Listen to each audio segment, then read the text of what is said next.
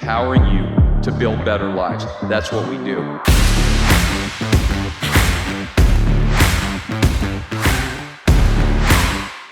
This year marks the 40th anniversary for Nu Skin Enterprises being in the business of empowering people to improve lives. I'm so excited to be your host today. Ryan Napierski, President and CEO. I've been doing this empowerment business for more than half of my life, and I just can't wait to dive into this really quickly. I'm so excited to have Thomas Kogler, our first ever guest on the podcast. Wow. And Thomas, I'm excited to dive into this.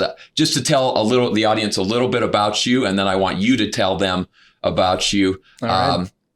You are a multi-year team elite in our business. You've been highly successful already, many years over here. But before you ever came to Nu Skin, you were a professional golfer.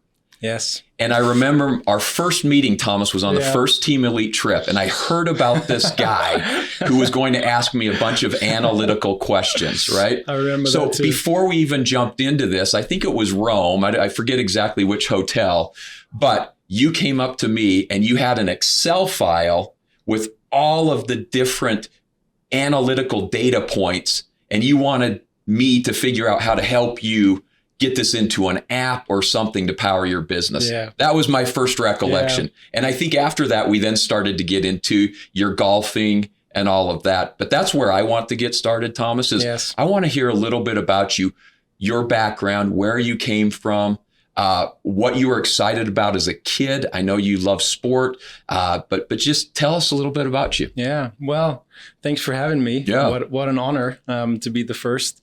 But my background, I'm from Austria, and my parents actually, I remember I was very young. I think I was 3 or 4 years old. And I was always driving with my dad to a sports event, to a tennis event. I don't know if you know Thomas Muster. I don't know Thomas Muster. He was the number one tennis player in the world back then. Okay. And he was an Austrian guy. Okay. And I watched this tennis match, or it was a big tournament in Austria. And I was 4 years old, and I was sitting underneath my dad's legs because the sun was really strong. And I watched Thomas Muster win those tournaments, or win that tournament. And this is the first time I remember that I really got, I felt this. I don't know what it was, back then, but, I felt the people standing up, and, it's just a big excitement. Yeah. And so how old were you? I mean, I was 4 years old. 4 years old. And then I watched Tiger Woods. Okay. As a professional, as a golfer. Yeah. And that's basically, you talked about empowering, and that's where my story started, of really wanting to, Tiger Woods, he inspired me so much, or Thomas Muster inspired me so much. And I was a son of a decent, corporate family. They were making good money, but I was kind of the spoiled kid, to be honest, that got to play professional sports. Yeah. And I actually wanted to overtake the company, or to run the company. Okay. And I did all the licensing and all that kind of stuff. But something inside of me said I wanted to inspire people. So what kind of company was this? It was a plumbing company. Plumbing company. Yeah, plumbing company, a small it's hard to empower people when you're plumbing. Yes, exactly. But it's very important.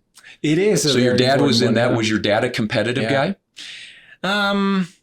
Not so much, to be honest. I mean, he was playing tennis, he was playing golf, but he watched the sports. But he was a very hardworking guy, and my mom was a very hardworking woman as well. Yeah. And they worked all the time for 40 years, and so it was back then that, thinking back, that I really got inspired by working hard for something. Yeah. But that those two things, Thomas Muster and Tiger Woods, they really inspired me back then. So what was it about Thomas and Tiger? Like, what lit up inside of you when you saw them competing? Like, why did that fuel? What was that inside? Was it a competitive spirit? Was it a achievement? Was it like against yourself, or was it more about winning and winning within a group? You know what I mean? To be honest, it was Thomas Muster he was number one back then, and he had a car accident. Somebody was running him over with a car, and he broke his leg. Okay. And I have this image in my head where he was sitting there with the broken leg and working on his tennis game. Working on it. And this inspired me so much to, I saw that he was putting a fire in me to, inspire others, because he inspired me, like Tiger Woods. You're a golf fan as well, right? I'm a terrible golfer, but I'm an enormous golf fan. Yeah. So, it's Tiger Woods is just unbelievable how he inspired so many youngsters to go out there and to make something of your life. That's interesting. So you're saying what really inspired you as a 4-year-old was seeing someone, also Thomas, who had overcome a pretty severe car accident, achieve something, but it wasn't necessarily the achievement as much as it was the feeling that he gave you in terms of inspiring you. I think it was everything, it was, the crowd standing up, the achievement, something stand out, you stand out of the crowd, but it's more the inspiration, because I know that, after when my golf career was over, basically, or I had to quit. And that's when I got into the analytics, because I was a very successful golfer. I was number one in Austria. I was, in Europe, top 20, top 30. And I then hit a terrible wall, a terrible wall. Once I became a golf professional, I was really, really good as an amateur, but then as a golf professional, I couldn't get it back on the same level anymore. And for 6 years, I had this hell of a ride going downwards. So before we get to going downwards, I want to talk about going upwards. Okay. Right. So take me from 4 years old, and you were going through this. You got inspired by watching these professionals. You see Tiger Woods and you think tennis, golf, plumbing. Golf sounds pretty good. Why did you choose golf? What was it about golf? Or was it just kind of the path that you went down? Well, golf was because I saw Tiger Woods. That was the last. Okay. That was the last. And how old were you when you started? I think I was about 8. Okay. And had you golfed before? No. Okay. I've just seen him on TV. So you saw Woods play, and you said, "I think I can do that. I think I could do what Tiger Woods could do." Maybe not like that, but I was definitely inspired. And then I really, because my mom was a very hardworking woman, and she had all sorts of problems and all sorts of accidents, and she always recovered from that. So that inspired me as well, to be honest. And did she work with your dad? Yeah, she worked with my dad. Okay. And that is in also the family business. Part of the reasons why I'm not consciously, subconsciously probably decided on not to go with my family business. Okay. Because I was either with my mom on vacation or with my dad on vacation. I was never with them together. So that was. So that started to become a formative process for you of how you saw your life in the future, right? Of just not being able to be completely as a family because somebody was always running the business. Exactly. So we're kind of leading our way into this, but so take me, from 8 years old, I want to understand more about how you got into golf. And then we're going to get into your current journey, because I think that's as interesting, if not maybe more interesting, that transition away from golf. But take me from 8 years old to amateur and professional. What guided you in that process, and how did you become number one in Austria? Because that's an achievement, obviously. I was never very good, to be honest. I was never very talented. I was never very talented. I was always the guy, having to work harder for an achievement. So, you know, I started playing when I was 8, 9, 10. I was okay as a golfer, but there was always this one guy that was much better. He didn't have to train. He didn't have to work, but he was always better than me. And I was just thinking about Thomas Muster. I was just thinking of this one-legged guy sitting on the bench, and he was never the one who had that. There was always a comparison between. There was another famous Austrian tennis player, Horst Skoff, and there was the exact same comparison. Thomas Muster was not the talented guy. Okay. Horst Skoff was the talented guy, but Thomas Muster was the hard-working guy. Yeah. And at the end, he overtook him by a long run, and that's basically that guided me through. I usually you can see talent from a young age on. They didn't see that in me, but they, once I got 15, 16, 17, the practice, and the measurement, because I had to use measurement in order to find out, where am I going wrong exactly? What do I need to improve in order for my golf game to get better? Because I wanted it so badly, and I had the big vision of becoming number one in the world. Tiger Woods inspired me, and I and then all of a sudden there was this one year, I don't know, remember 2000? Tiger won all of those tournaments. Took everything, before that year, I was 19, and I broke my right arm. Okay. So I only could play with my left arm. Okay. And I remember Thomas Muster doing that, and I practiced the whole year. It took like 6 or 7 month rehab, and I practiced with my left arm only. Yeah. And then the next year, I won like 6 or 7 tournaments. It all came together. So if you take, you said a few things there that I find really interesting. One is that you were never the most talented, and someone else was, and that kept you moving forward. But I have this question for a lot of people.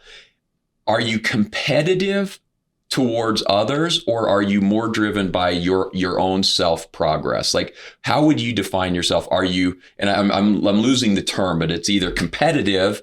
Competitive means you're competing against others. Does that motivate you more, or is it more about you progressing and getting better? It sounds like there was a desire to become number one and achieve and beat the more talented player. Sure, obviously. I mean, it's at the end of the day, achievement is what it comes down to. But is it self-achievement, or is it achievement of becoming the best? It's a combination of both, I guess. But it is definitely, I mean, thinking about this business, I always think about Nathan Ricks, he had such a long career, and it's definitely something I admire, and I'm always looking at that's why I like the numbers. I'd like to see, okay, where am I? So it's a combination of both. I think it's a combination of competitiveness, wanting to be the number one, because then I know I can inspire more people. I see. Yeah. So it's that combination of both. Yeah. Well, and I wonder if it's even sequencing, because as you said, you need to achieve in order to accomplish something. Obviously. But then once you achieve, it almost, achievement becomes almost hollow when it's only you, and that's when you turn 100%. Around and you say, how can I help other 100%. People, right? And then that becomes the bigger part. So going a little more into the golf, because this defines so much of your personality as I know you, which is this analytical guy who's just highly calculated. I had an opportunity to play with 2 different golfers at a Tony Finau event, professional, and I'm terrible. I mean, I'm a double-digit handicap. Okay, let's just put it that way. Yeah. And we played 18 together. And this guy walked me through his putting. So while we were waiting for the group in front to hit, he'd lay out the strings and the mirrors and his putting routine. And he would tell me how every day he would putt 1,000 putts down these different lines. And do you think the game of golf is what instilled the analytics, or have you always been an analytical person? That's a good question. I think it's both. I you know, when you don't have that much talent, you always need to look for tools. Yeah. And I was never good at school. I was not, you know, so it's the combination of both. Yeah. But golf it's the biggest. It was the biggest thing for me in my whole career. Because it perhaps it brings the so most much. the most defining activity you've done in order to shape who you are 100% into that. But 100%. This analytics thing is important to me. I'm probably a much more analytical guy. It's my love language is numbers, which is maybe weird, but I think you probably relate to that, right? Yeah. But so we'll come back to that in a second, but I think that's important for how you empower people, because I want to get into that analytical approach to empowerment. Yep. We were just talking about measure what matters. You almost live your life by that. So we'll come back to that in a second, but I want to go to that point. Talk a little bit about that journey when you said you hit that wall and then you had 6 years. And I want to understand what happened. And we can talk very personally. I've had a lot of like emotional growth. I'll call it growth over the last 6 or 7 years for myself. But I'd like to understand what that wall was, if you don't mind opening up. Sure. And then how that has led you to where you are now, and kind of that transformation from golf to something more. I was really dominating, not like Tiger. And how old were you? I was 20, 21, and I got a lot of sponsors, you know, that they were writing in the papers great stuff about me, you know, one of the biggest stars Austria has ever seen in golf and that kind of stuff. So, and by the way, what was your best 18? Oh, I think I was 11 under or 12 under. Okay. I just wanted to level set here. Okay. Yeah. So far away from where I've ever been. I remember being 7 under after 8 holes. Wow. Okay. So I was very, that's a very birdie, good. Eagle, something like that. Yeah, exactly. Couple pars. Okay. And then I turned professional, and all of a sudden I started to not perform as well anymore. Not, you know, I could not bring it down anymore to the level I was used to playing. And I remember, you know, then trying to figure out what it was. I was really working a lot on the mental game, and in that story, that there's so many defining moments that I figured out later on. That, you know, it was the 6-year period, and I took advice from the wrong people. I asked the wrong mentors. I asked, you know, somebody who was good in the mental game how to help me with my swing. Okay. It sounds crazy, but that's what I was doing. And it really got me so much in the wrong trajectory that, you know, people were writing in the papers. They were saying, you know, from the biggest stars in Austria to one of the biggest laugh numbers in Austria. People laughed about it. So that gets in your mind. Yes, but I don't think it's crazy. I think this, you know, we use this term internally of hungry for help. When people are hungry for help, they'll go anywhere to get help. Yeah, exactly. Like any advice is good advice. And what you're saying is, no, the right advice is good advice, but go to the right sources. The right sources meaning they've actually been where you've been, or they've 100%. Been through what you've been through, or they're good 100%. At what you're dealing with, but 100%. Be very careful 100%. Who you go to for 100%. Advice. So if you go to me for advice on the golf game, we've got a problem, right? Exactly. Because you'll be a double And I think handicap. that has been probably exactly the numbers part, because that's why I'm asking so much. Okay, what have you achieved? What are you good at? Where are you good at? That's why I always, you know, I find it sometimes hard with talking to other leaders, because I don't really know, okay, what is their volume? What are they doing? Right. How much brand reps do they have? What's their ratio? Where are they good at? Where can I learn from them? And this has helped me so much. This has been probably the most valuable lesson I learned from the failure, the big failure in golf. So did you see, well, and for me, there's certain words that are trigger words for me. Failure is one of those because failure only exists when we stop. And I guess my question is, so I guess one could say, okay, you stopped the professional track, but you've taken all those lessons and you've now applied them into your life. 100%, yeah. And you're still going. Yes. And you're still quantitatively and qualitatively progressing the way you do your business today. And the conversations we've had are all about measuring and identifying the measurements that matter most. But what's interesting to me is you're saying, listen, the data or the measurement is how I help others to improve. It's how I help myself to improve, and it's how I help others. But it's also one of those things that helped you. It sounds like the data helped you eventually to make the choices you made moving forward, right? Because it was, in golf, it's a very, a golf swing, right? It's very dynamic. It's hard to figure out where are you going wrong. Yeah.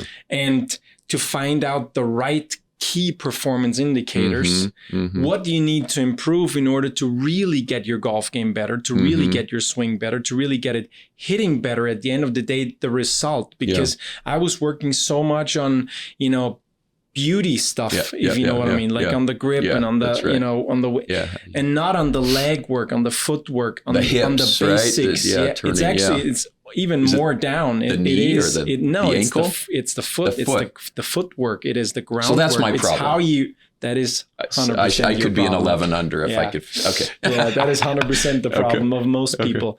That's what when you look at the best players in the world, they all use the ground. Okay. They all have this.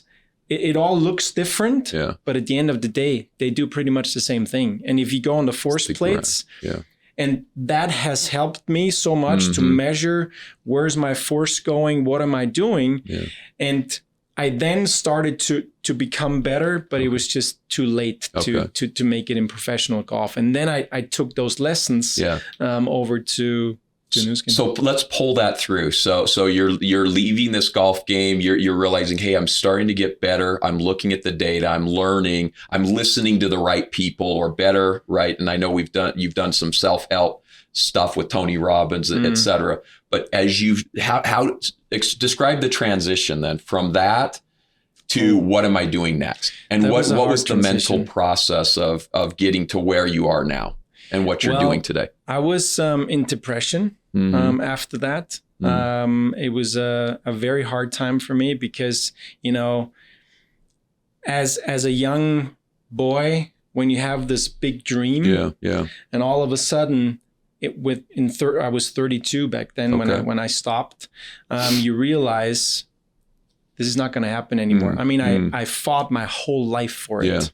And I lost the trust that hard work can actually get you somewhere. Okay. So I was in a very, very deep hole, to be honest.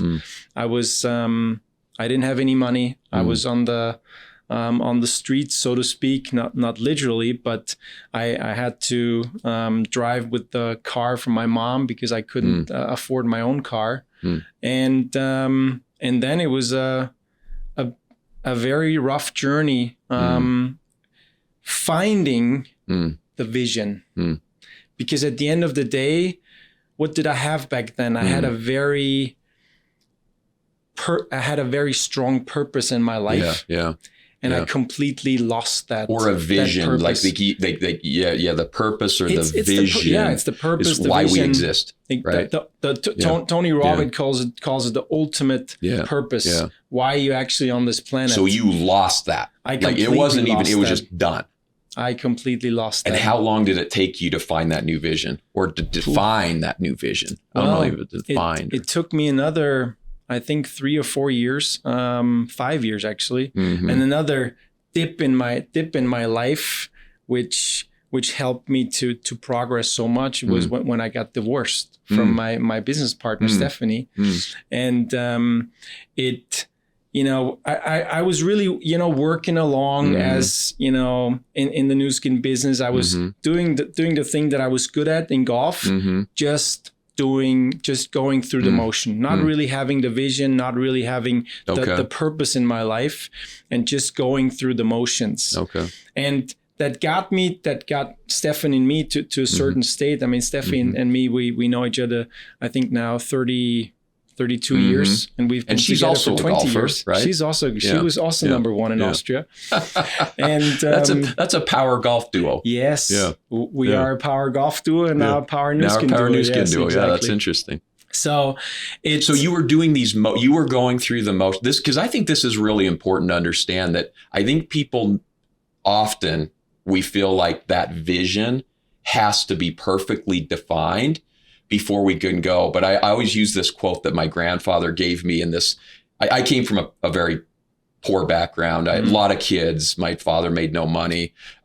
He made money, but divided amongst 10 wasn't a lot of money. Yeah. But my grandfather was this sales guy, and he was the only educated, he had an associate's degree in college, and he would give me these financial magazines. One of them was Kiplinger's. And so I'm 12 years old, and I didn't even know what they were talking about. I couldn't read a financial statement. My father didn't go to school. I wasn't good at math.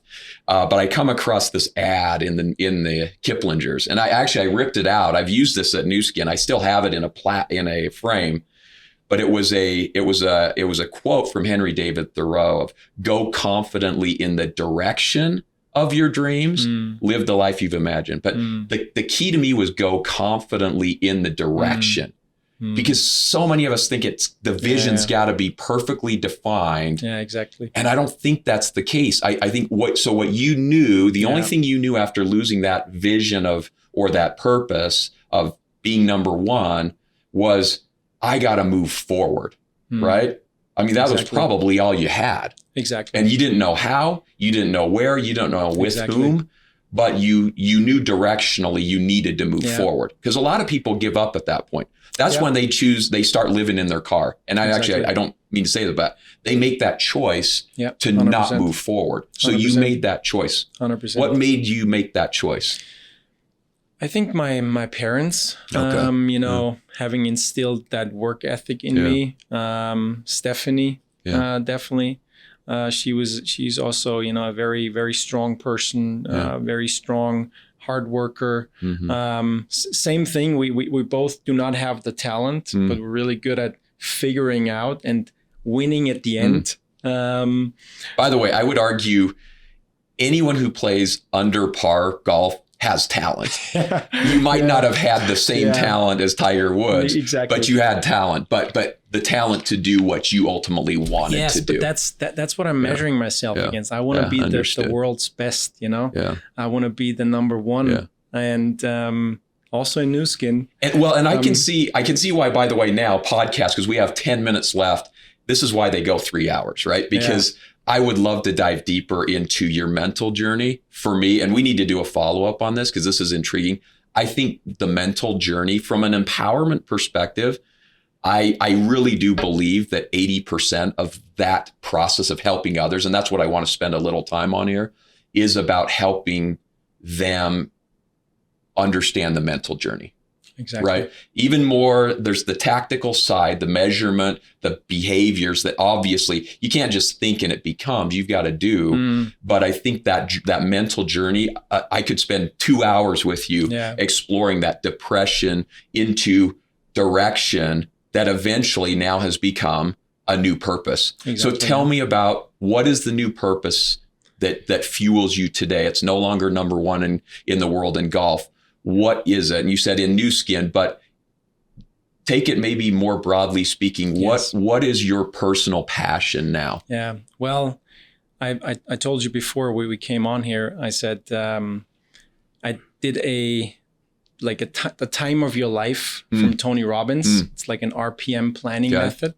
And is this a seminar or is this a series of books? It's a series of, it's a program. It's a program. Yeah, it's a program that he does.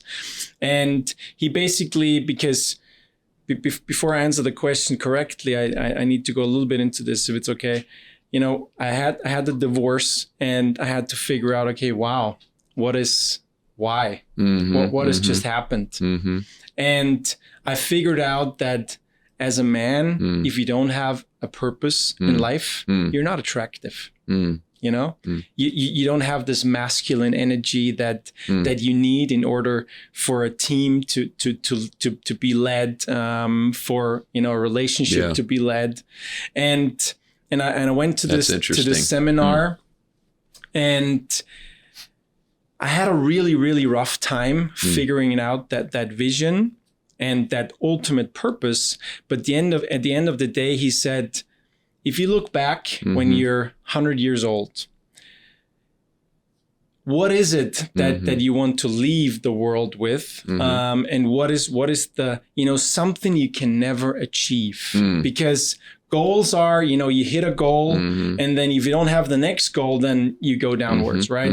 So you defining this ultimate purpose. That's and my ultimate purpose is, I want to be an inspirational leader, partner, dad, through my living proof of the can I principle, and that's called the constant never ending improvement principle.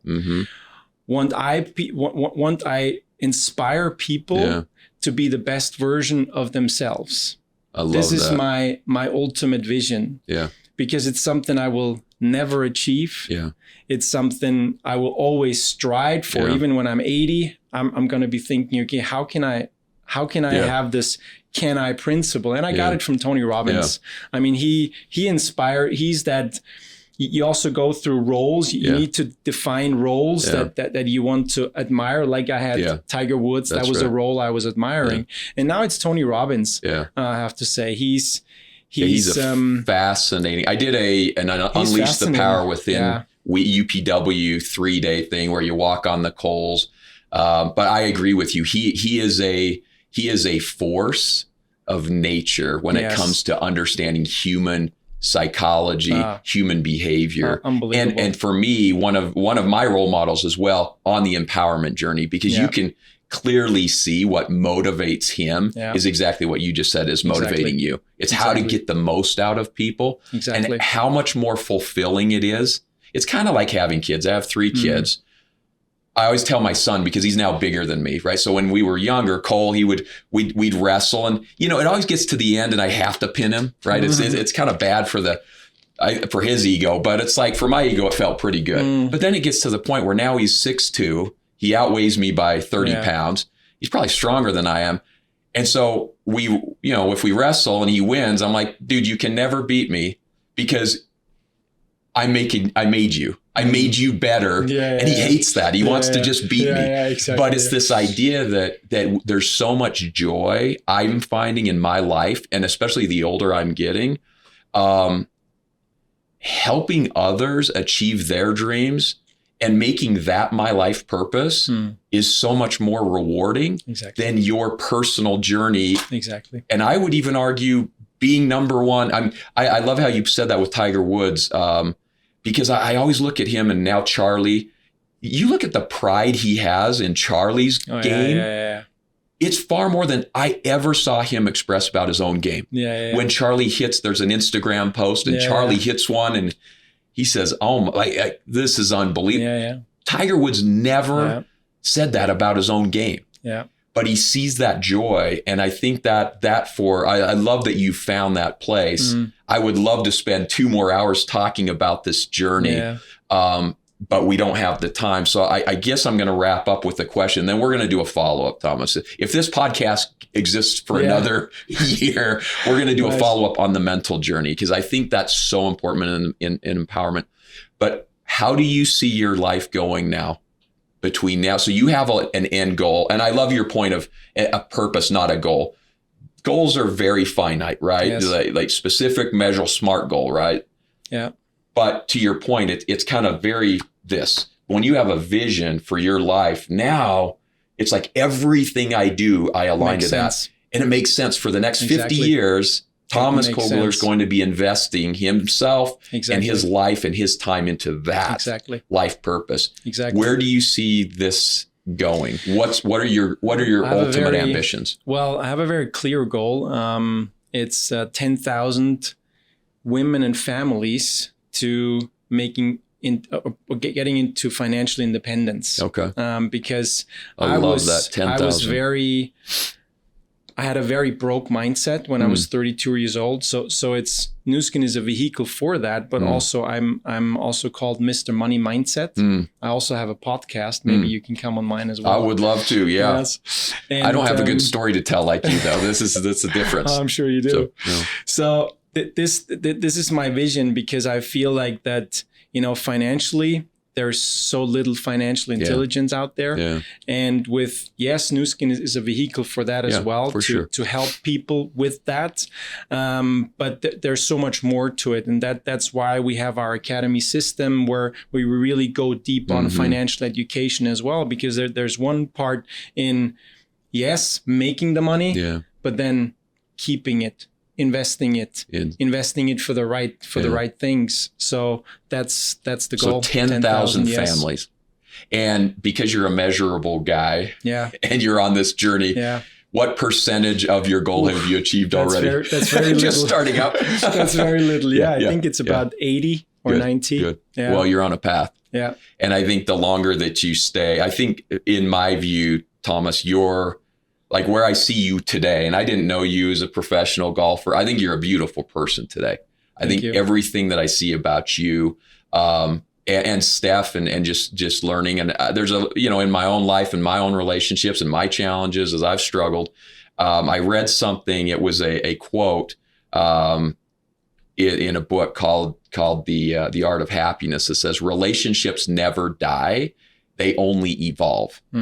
Right? It doesn't matter. Even if you never talk to somebody again, it doesn't die. You still have that relationship. It's just distanced. Yeah. What I appreciate about the example that you and Steph hold is you're still business partners. You still speak positively about one. I mean, how many divorce situations end in that, where you speak positively towards one another? You're still supportive. Relationships never die. They evolve. That's true. And I think you're a perfect example. And I think those 10,000 families, we could spend another hour on that. Family is a dynamic concept these days. It is. Right? And it's becoming more of a tribe and a community of support. And that's what you're building in your family. So I see that 10,000 families as becoming just a bigger part of your tribe and your community that you're building. But I admire you for what you do. Thank you. And I love your approach on this journey that you're on. I think having just that clear goal, I'd love to spend a couple of more hours on this. So let's do it again. Let's do it again. Thank you so much for the honor. Okay. Talk to you later. Thanks everybody. See you later.